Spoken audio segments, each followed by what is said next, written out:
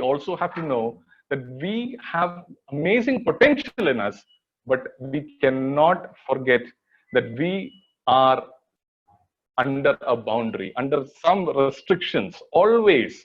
And this is something that we do not like to hear. This is something that we feel is somehow not right. We need freedom, we need independence, including me. Whenever I think of it, sometimes I do rebel. Why do we need so much of, why is there so much of limitations? But we have to negotiate with these limitations. We have to negotiate with these boundaries that are there. So that is something that also our creation talks about. My boundary is my neighbor's goodwill. The moment I transgress that other person's boundary, I am going to another sense. Now, when I'm talking about we in a man-woman relationship, whenever we talk about it, there is always an understanding of consent, and we are born and brought up in a very toxic culture.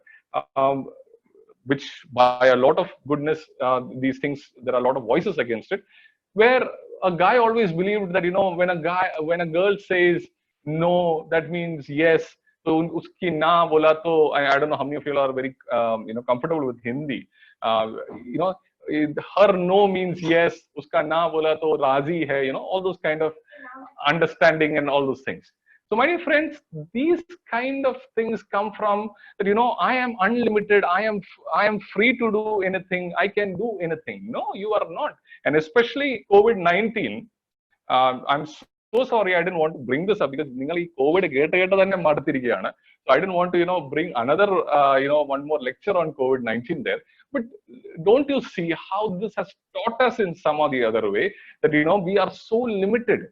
We are, we have to reconcile with that fact that we are dust. But we have the journey of our Lord, who is journeying with us so passionately. And that is what I will emphasize as we walk a little bit.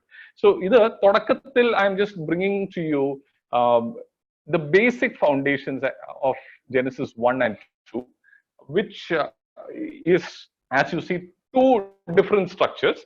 So how do I explain it to my students here in the seminary is, Genesis 1 is like, a panoramic camera or a drone camera. Drone camera, some Kalyanathinda videos. I used to wonder, how are they taking it? Is somebody flying over the flight or something? Then somebody said, Manda, that is a drone, man. And then I saw what a drone is and all that. So Genesis 1 is a drone view, and Genesis 2 is an intimate view. They put this video right on your face. All these kind of in your face kind of a thing. That kind of a video understanding, an intimate close-up, is what Genesis 2 is about, is what we have to understand. So Genesis 1 and 2, if you look at it, no, it has two different purposes. Okay, Genesis 1 says that we have to have a larger view of this entire creation. Genesis 2 says, how did things work out between man and woman and all those things, and how did all the other things.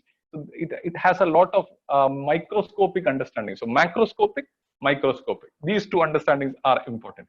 Now, when we look at science and we study all those things, science gets into the how of it. Okay. Now, I'm not even getting into the debate whether what is right and wrong.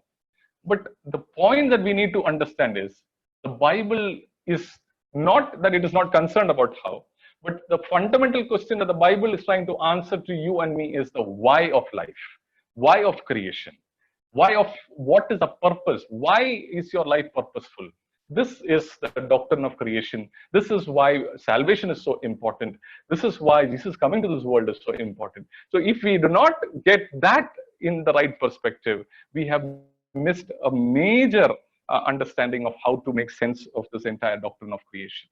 So I hope that makes a little bit more of sense. So Genesis 1, Genesis 2, I have told you, and as because of the paucity of time, I have to go a little faster to get to the next point. I know this is a ridiculous photo. Please forgive me. That is, so we have made the serpent the, what do you say, the Khalnayak or the villain, which it truly is maybe. But the point is, this is the temptation that is there in our life throughout. That you will be like God. Did God really say? Did he say like that? Now, if you look at Genesis chapter 3, when he is having a conversation with Eve, what did God say in the Chodin Chodikimbol? Look at the answer that Eve says. Eve out of syllabus le chala കാര്യങ്ങൾ കൂടെ അതിനകത്ത് add ചെയ്യുന്നുണ്ട്. Have you noticed that? God said, just don't eat the fruit. Now, you know what did she add? Don't even touch it. Now, look at it. In our life, whenever we have some kind of a struggle or a problem or something that is, some restriction is put, we like to exaggerate it. And Eve is somebody like that in our sense also, that, she also exaggerated it. So my question here is that we all have this voice of the serpent around us that keeps on telling, what you have right now, you're just a human being, that is not good enough. You can be like God. You should be somebody else. You are broken. This is not good enough. Be satisfied. Never be satisfied. Always achieve. Keep on going ahead. So this is what the voice of the serpent is.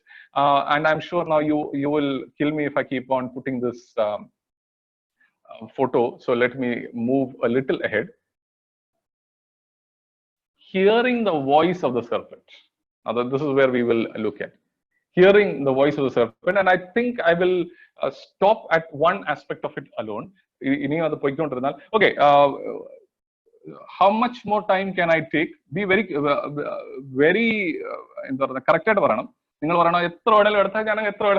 So please be sure that you tell me, 15 minutes. 15 minutes. That's 50 minutes. കൊള്ളാലോ, ഞാൻ പറഞ്ഞ ഞാൻ തന്നെ answer തന്നല്ലേ. All right. Sure. So the voice of the serpent. What is the voice of the serpent? How do we understand it? Here it is. As I told you, that we are living always with this strange understanding, always, in spite of knowing that we are made in the image of God, that kuch to kami hai, something is wrong with me. What is wrong with me? Why am I like this? Where does this come from? How does this come from?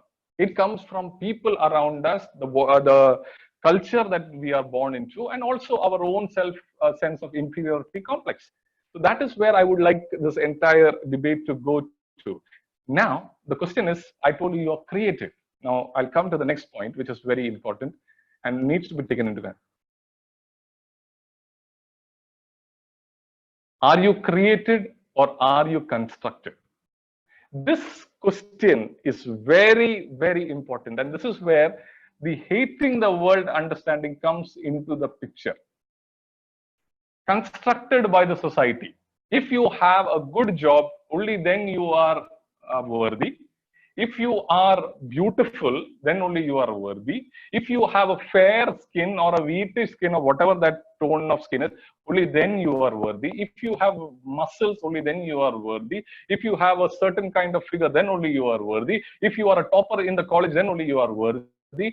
If you are so many things are there, constructed by the society, constructed by people's opinion, constructed by peer pressure. Now, this is one thing. I guess many of my friends who are waiting for the board exam and all those things are also there. This is an important area that we are constructed by our friends. We try to have a language that is cool and acceptable for our friends, and we try to mold ourselves according to that. Let me give you one example. In standard 9th or something, when I was in there, I didn't know even a single bad word. I never said a single bad word because, I went to the Sunday school and I kept on remembering that, God has, you have to talk kindly. That doesn't mean I was a saint or something, but somehow I couldn't, mouth a bad word. But when I came to 10th, everyone started avoiding me, and all these people said, "Arey, both boring insan hai. This guy is a very boring chap. Let's get rid of him." And I felt, my God, if I get excluded at this point of time, what is my life? So what I did, next day I went to one of my friend who was much more approachable than the other one. I took a paper, I took a pen, and I told him, tell me all the gandhi gali. That's how I am born and brought up in Pune. So they told me, so he's like, what? Tu, abe father, so they used to just mock me and tell me, kya ho gaya tere ko? So I was like, nahi, nahi, yaar, joke mat maar. I really want you to tell me all these galis. This guy was like, "Kintu pachi endu kyushe," that kind of an expression he had on his face. And he told me, I can't repeat to you what all he told me.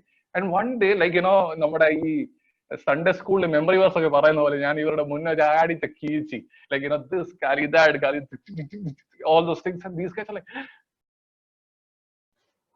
some kind of a mutation or something happened, or what happened really, kya baat kar raha? And they, started giving high fives to each other. We changed this dude. We made this boring guy to a cool guy. And I was like, wow, all you need to be cool is, talk mean stuff. Talk galis about this teacher and tell that guy is fat and that guy is a kalya, he's a dark fellow. Wow, I am cool. So you see how we are constructed by peer pressure also, that, we need to get a language. It could be even in your people who are working in IT sectors, many have said, like, one of my friend, he's my friend, he told me, Achin, I really respect you a lot. But, whatever you say is good in your pulpit and prasangathilokke kekkan kollam. You come to my company. I'm sure that whatever you say, you'll say, oh, I am very sorry. Do whatever you want, you'll tell me. So I was like, why? What happens? It's like, I cannot live in a IT sector or in a corporate culture saying I am meek. God will. I cannot do that. I have to be very, very competitive. I have to become mean. I have to be part of the gossips. I have to, play politics there. I have to go to a, party and have the drinks. If I don't have a drinks, they will think, this is who's this guy? Throw him out. This is my struggle. So I said, okay, I do not know much, maybe. So let's leave myself. I called another friend of mine, which you guys may know, may not know. He's a person called Don, who has, his name is Don Thomas. He's right now he's originally from Borivali. He was a VBS director at Sharjah 2014 or something. I'm not sure about Dubai. So he's worked in FedEx for 10 years, and now he's with another company called Delivery. And he's got 15 years, and I made him speak to him. And that, suddenly when you start to speak to another person, transformation kuch nahi hota. You have your defenses and things. But they had a conversation, a very healthy conversation. And some or the other way, this friend of mine started understanding there could be another possibility. And so I'm not being judgmental. I'm just saying that, if you feel that, this entire idea of being a Christian is too overrated and it does not apply, we need to struggle with it. Definitely. I'm not saying that, I have figured this out and I'm telling you. I'm struggling with you too. There are times where even I feel, oh my God, why am I constricted by this? Why can't I just go and do something like that? This is our struggle. So my point is, we are constructed by the society. We are constructed by people's opinion. We are constructed by the peer pressure. We are constructed by media and stereotypes. I don't even need to take any of these examples for how we are constructed by media and stereotypes, or social media, or advertisements, or movies for that factor. We know that, there is a certain set of people who look good. There are a set of actions that are important. There are some people who are acceptable, some people who are not acceptable. All these things are very much part out there. So I don't want to dwell more into that, because it is something that we have dealt in some detail always, otherwise also. So if there is any clarification, maybe at the end I can take it. Now we go to the next point. It's the idea of self-image. Okay, the idea of self-image. Here we have a woman who looks at the mirror. So as I said, our beginning point is, who are we? We are made in the image of God. And does that solve the problem? I'm sure it does not. But there is a good amount of us who are living in this idea that, we are not good, not good, not good. And that's where I want to, again, if you forget everything else, our worth does not come from who we are in ourselves. It comes from who made us, who created us. So it may sound a little cliche, but the question is not who am I? That's a very philosophical question. Who am I? The question has to be changed. Whose am I? WHOSE. Am I? Whose am I? Who do I belong to? And does that suddenly magically change? No. It is something that we need to do with our spiritual practices by reading the Bible, being patient with ourselves, by not being judgmental to others. All these things also come. But fundamentally, to know that the grace of God is what brings me to this point is a necessary understanding and a starting point that we all need.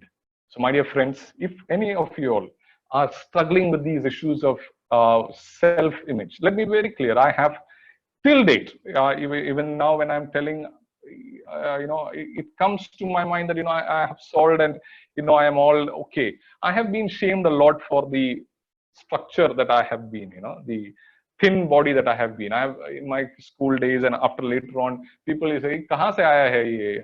Is he from Somalia or something?" Because of how I look, and the jokes around it. If people have shamed you for your body, for your color, for how you are, for your voice, for that matter, for the way you talk, I know because there is a lot of things that we all struggle with. So self-image is another issue that we come to. But again, we connect it back to, we draw our worth not for who we are, but whose we are. And that is where we are leading to. So as I said, there is this photo that I have put across is just a suggestion that, our self-worth is hurt at times by being in relationships. We are hurt, we are wounded. Sometimes what happens is, why do you need that your wound to be healed? Wound as in not, if somebody has said, it remains with us for a long, long time. And the problem, there is a quote that says, hurt people. Now that sounds very repetitive, isn't it? HURT, hurt people keep hurting people. That's how the explanation is.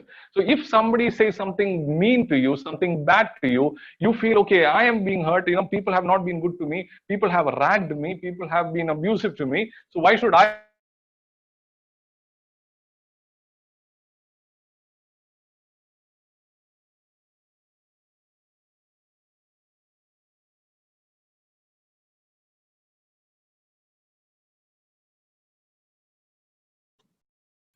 I think Achin lost his connection again. Just a direction like, oh. Yeah? Achin, no, you were getting stuck. No worries. Continue. Yeah. Okay, just a minute. I just got എല്ലാം പ്രശ്നങ്ങൾ ഒരുമിച്ച് വന്നു ഇന്ന്. Just a minute. Okay, it's all right. I think what I had to say is already almost said. We don't need a slide there, but if we get it, we'll come to that. So I think I'll stop it here because that's where I would like to end right now. I think I've taken around conveniently 40 minutes of 35-40 minutes. We'll keep it for another day. But there is an important aspect that I wanted to deal with it, but maybe next time. So is that okay? Or yeah, because this itself will take a lot of time. So I'll close the sharing part of it. Yeah. So just let me conclude. That while we are looking at something so important, the doctrine of creation, I was trying to speak to you from that this could be heard a lot of ways, but my point is the time of prayer is a time of training yourself to see yourself how God sees you. Now that sounds a little googly kind of a thing, but the point is, what is the practice of prayer all about? The practice of prayer is this, that I am training myself to not to deal with the voices that are in me or around me. Okay, the voices in me keep saying you're stupid, you're ugly, you're not good enough. Even voices outside me keep on saying the same things. If you are good, prove it. If you do something spectacular, prove it. If you are this, prove it. But God says, I love you as you are. And that is the voice that the prayer gives us. That is what we need to keep on, and that is what the doctrine of creation talks about. The next aspect that I was going to deal with is not that we are always the victims. We are also the oppressors, or we become the voice of the serpent at times. It is not that we keep on hearing this. We also tell others these mean things. We also tell others that, "Arey, kya hai, yaar? You are so stupid. You are so ugly. You are so good for nothing." So some or the other way, it is good for us to think that we are always the victims, and all the wrongs in the world have happened only to me. I am such a nice person. People are not understanding me. Good. That's a good illusion. But the other illusion is that you are not that great. That is the whole point. That you also are being mean to people. You also have been a villain in somebody else's story. You also have said things that you shouldn't have said. You also have behaved in a way that you shouldn't have behaved. This also need to be reconciled. So my question I leave with you is, the serpent's voice is all around us. We can learn this language. We can learn this language of the serpent, and we can keep on talking to others and keep on making others feel you're not good enough, you're not good enough, you're not good enough. Or you can learn the new language through prayer, the language of grace, the language of creation, the language of saying that we are all together in this, but we are loved by God. We are radically loved by God. I will end again. ഈ അച്ഛന്മാർക്ക് ഉണ്ടായിരിക്കുന്ന ഒരു പ്രശ്നമാണ് നിർത്തും ഇങ്ങനെ ഒരു അരമണിക്കൂർ കൂടെ പോകും. I promise I'll stop here. There's a story which is very important and very close to my heart. Is that there is a movement called the Desert Fathers, okay, which is very, very important. We don't get into it. So somewhere in the 4th century, there were a lot of people who went to the desert. Like, they believed that they are doing what Jesus did for 40 days before he started his ministry. He went to the desert. So they wanted to have a full communion with God. So they had their own community, and they were monks, okay. So what happened is, one day in their monastery, there was a youth who was caught in a wrong act. कुछ तो गलती उसने किया. So there was one priest who said, "Oh my God, this guy has done such a wrong thing. He should be punished." So what they did was they sent for a person called Abba Moses. So Abba Moses was a very saintly person, and he said, "I'm not coming." So the priest said, "No, no, no, no. Abba Moses has to come, because we need to give a right punishment. The youths are all ഇങ്ങനെ മര്യാദ ഇല്ലാത്തവരാണ്, ഇവരെ ഒരു പാഠം പഠിപ്പിക്കണം എന്ന് പറഞ്ഞ് they wanted to make a spectacle out of it, and therefore they called for Abba Moses. Now what Abba Moses did, he said, "Okay, I will come." So what he did was, he took a jug, okay, ഒരു jug എടുത്തു, and that jug was a leaking jug. ഈ ചോർന്നു പോകുന്ന വെള്ളം ചോർന്നു പോകുന്ന ഒരു jug ആയിരുന്നു. He filled that jug to the brim and started walking. And when he was about to reach the church, all the people were waiting for him, because it's been some time that they've been trying to call him. So while they saw him from far only, they started seeing this strange sight. What is that sight? A jug under, but at the same time, when the jug is there, water is leak ചെയ്തുകൊണ്ടിരിക്കുകയാണ്. And everyone did not ask him, "Why are you late?" or anything else, but they asked him, "What are you doing? What is this whole thing?" So his answer is like this: "I have been sinning like anything, and my sin is leaking all over the place. And now I am going to judge somebody else who has sinned very differently from me. So I have been a sinner all my life, and my sin is leaking in my life always. And ഇപ്പൊ ഞാൻ എന്താണ് ചെയ്യാൻ പോകുന്നത്? വേറൊരു ആളിനെ വിധിക്കാൻ പോവുകയാണ്. Another person I'm going to judge." Now suddenly people understood what his point was, and they യോഗം പിരിച്ചുവിട്ടു എന്ന് പറയുന്ന പോലെ, they said, "Okay, the man is forgiven. Let him go his own way."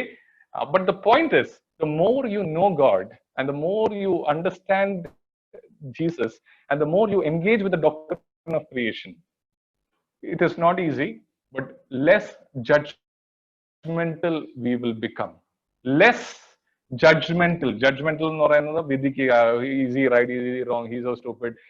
Most of the time, even now, I'm looking at you, some of them, why is that guy's hairstyle like this, or why is she looking like that to me?